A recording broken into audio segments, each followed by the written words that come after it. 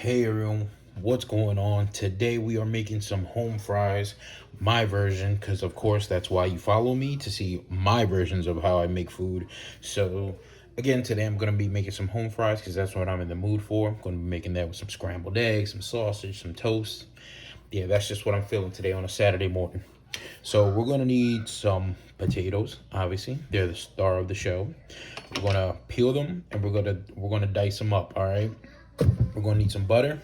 We're going to need some salt, pepper, and to cook it, we're going to need a pan.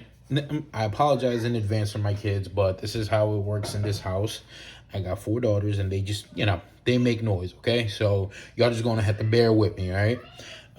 Yeah, so I'm going to peel these off. You should know how to peel this, and if you don't, you want to go to How to Peel a Potato 101. That's down the hall. That's not this class, all right? So I'm going to peel these, and then I'll be right back to show you how we're going to cut them up. All right, so now we've peeled all the potatoes, so we're just going to move some aside, and we're going to start cutting them up, all right? So I'm going to show you how to cut these up. So you want to cut in half, and then what you're going to do is put it standing up, all right? And then you're going to cut once again. It all depends how thick you want to make these. Since these are kind of on the thinner side, you don't want to go too thin because then they're just going to mash up on you. So I want to leave it kind of like this. All right, so we're going to move this aside and we're just going to cut this up into fours. So we're going to cut in half, and then we're going to cut in half. Yes, that half. Yes, like it or not, that's another half. Then we're going to cut the other one in half as well. After you have them cut like that, we're going to cut down. So you essentially are making dices. All right. Same thing over here.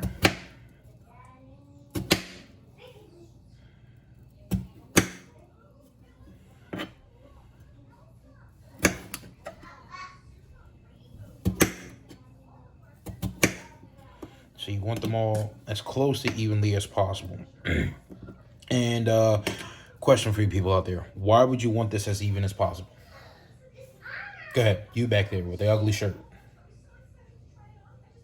You don't know? They don't pay me enough for this. You want to cut them as even as possible so you can ensure that they cook evenly. If you have pieces that are way too big, imagine me trying to cook this and this in the same pot. Which one do you think is going to get cooked first? Congratulations, it's this one. You're right. This would still be like a brick when these would be all mushy and just mantling in your hand.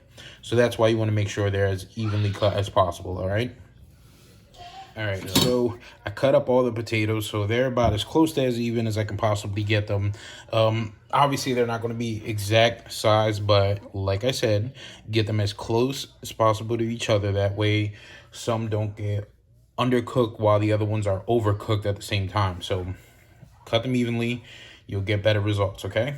So now, let's get this onto the heat. Anyway, so we're going to get these potatoes into here. All right.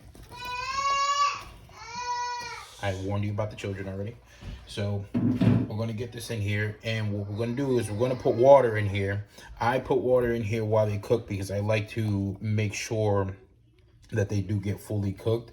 I hate when I've eaten potatoes before and they look like they cooked because they browned up, but the insides are still hard. With the water, we cover it up, we boil it, we kind of ensure that the potato itself gets cooked. And then we'll also, when the water evaporates, it'll start browning up. We're going to put a little bit of oil in here, and like I said, we're going to put some butter in here. So I'm going to get some water in here. All right, so this is about as much water as I want to put in here. So you kind of just make it to the same level. That way, like I said, it's able to touch all the actual potatoes, and then we'll be able to cook it up evenly. So we're going to put a little bit of salt.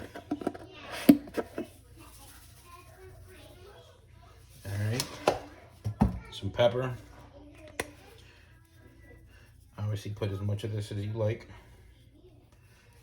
And we're gonna toss in some butter in here because butter is flavor. We'll put some over here and we'll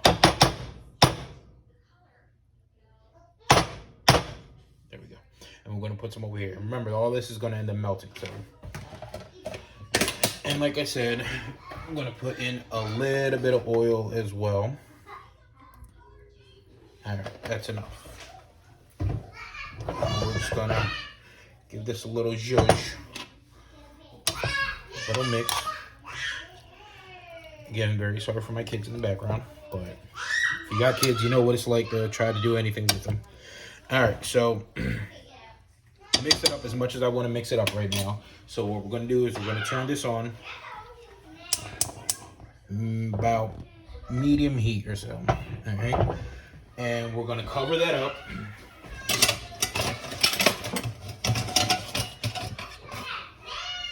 And while we cover this up, we're just going to let that cook.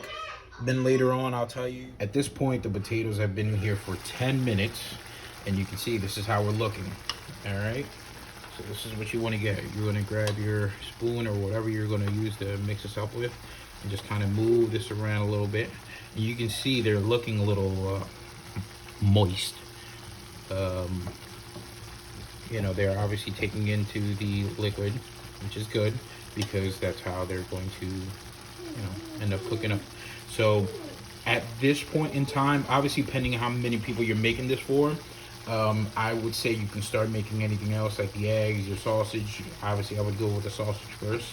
In my opinion, I would leave the eggs for last. So I would be making the sausages now. After that's done, then I would go with eggs. Normally by the time all of that is done, this should all be done. All right, so that's the buzzer going off. So now the potatoes have been in here for 15 minutes.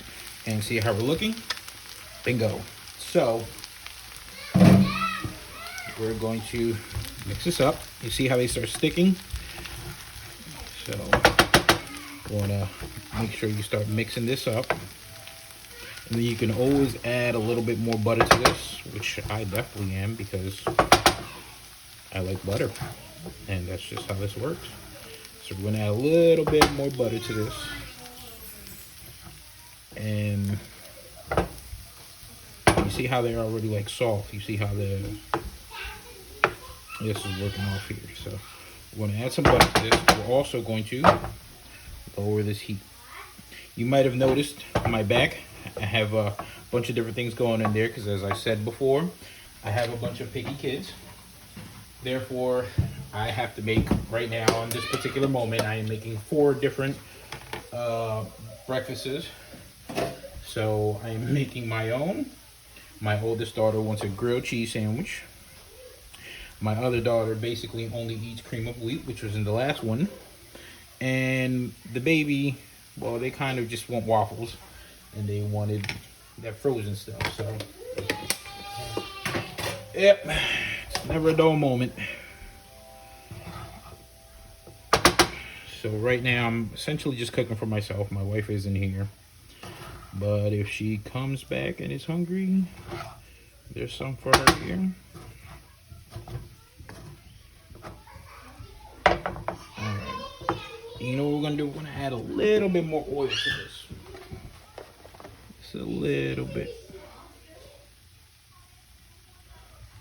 Just a little bit more. And we are going to mix this up.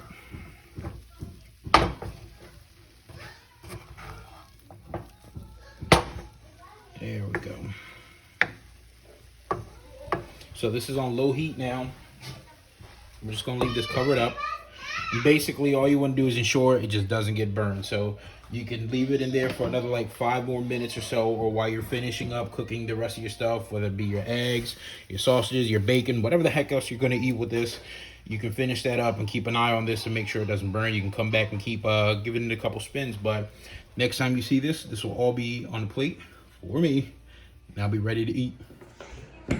Finally, the time is here. Potatoes are done. Scrambled eggs are done. Got my toast with butter. Love a lot of toast. And I got my sausage. Can't forget my cup of OJ. Moment we've all been waiting for. Perfect. So perfect. Thank you for watching. Hope you enjoy it.